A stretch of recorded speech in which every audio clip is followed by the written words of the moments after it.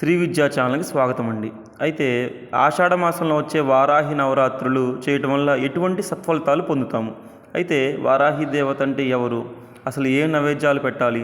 ఏ మంత్రం చదవాలని సందేహాలు చాలా ఉన్నాయి. వారాహి దేవి అంటే లలితాదేవి యొక్క సైన్యాధ్యక్షురాలు. మనకి లలితా సహస్రనామంలో 28వ శ్లోకంలో కిరిచక్ర రరారూఢ దండనాద పురస్కత అని వస్తుంది. అంటే అమ్మవారు దండనాదం అంటే శత్రువును సంహరించే తల్లి.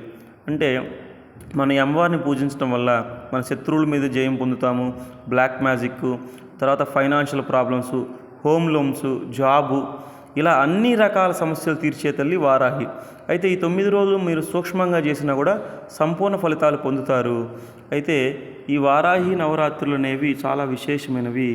దీని యొక్క మంత్రము, నైవేద్యము పూర్తి వీడియోలో వస్తుంది.